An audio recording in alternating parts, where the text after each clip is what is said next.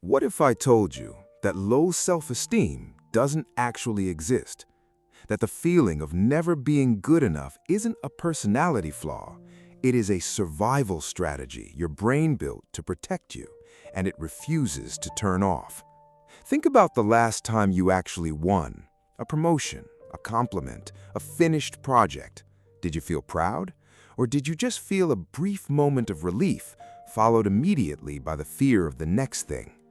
And when someone compliments you, is your first thought, thank you? Or is it, if they really knew me, they wouldn't say that? Most people spend their whole life trying to fix their confidence, but you cannot fix a system that is doing exactly what it was built to do. By the end of this video, you will understand why you never feel like enough, and you will understand something that most people never discover, why, for your brain, feeling like enough was actually dangerous. Here is where it starts. You were not born feeling this way. Every child comes into the world with one job: survive. And to survive, they need one thing more than food, more than shelter, more than anything else. They need the people around them to stay, to not leave, to keep showing up. So the child's brain does something very smart.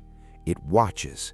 It learns what makes the adults around them happy, what makes them pull closer, what makes them push away, and it builds a set of rules. Be good enough, they stay. Fall short, they pull away. For some children, those rules were never that extreme. The love around them felt safe and consistent regardless of performance. But for others, the love felt conditional. It came when they got the good grade, when they stayed quiet, when they did not cause trouble, when they made the adults in the room proud. And it disappeared, or at least it felt like it did, when they failed, when they were too loud, when they were just too much. That child's brain made a decision, a silent one, a permanent one. Worth has to be earned. And here's the problem with that decision. It made complete sense at the time. It was the right call. The brain was not wrong. It was doing its job, keeping the child safe by keeping the adults close. But the brain filed that rule away, not as a strategy. It filed it as a fact. Not, I need to perform to keep people around me, but I am only worth something when I perform. And facts do not switch off when the situation changes. You grew up, you left that house. Those people are no longer the ones deciding your worth, but the rules stayed, because the brain does not update old files just because the circumstances changed. It keeps running the same program on a loop every single day. This is why the promotion does not feel like enough. This is why the compliment does not land. This is why the finish line keeps moving every single time you get close. Your brain is not being cruel to you. It is being consistent. It learned that feeling good enough was not safe because the last time you felt good enough as a child, something happened to take it away. So it stopped letting you feel it for too long, just in case. Psychologist Carl Rogers called this conditional positive regard. It simply means love with conditions attached. And the research shows that children who grow up in environments where love felt conditional do not just struggle with confidence, they develop a specific pattern that follows them into every area of adult life. They work harder than everyone around them, but they enjoy it less. They achieve more, but they feel it less. They receive love, but they trust it less. Because somewhere underneath all of it, the brain is still running that old calculation. Is this enough yet? No. Keep going. Is this enough yet? No. Keep going. Is this enough yet? No. Keep going. There is no finish line because the brain was never programmed to recognize one.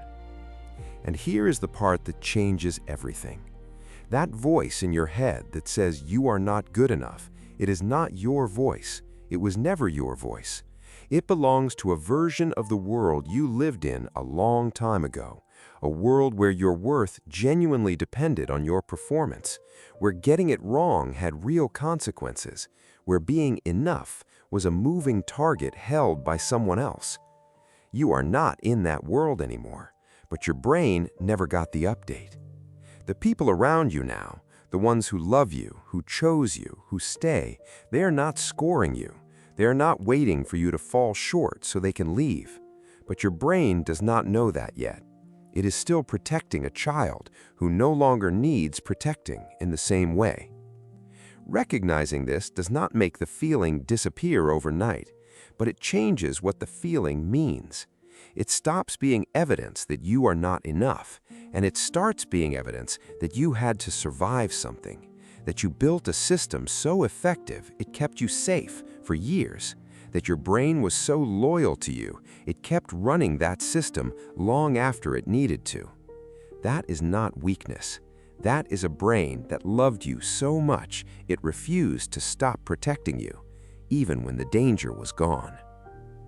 Think about the last time that voice showed up. Was it telling you the truth, or was it telling you an old story?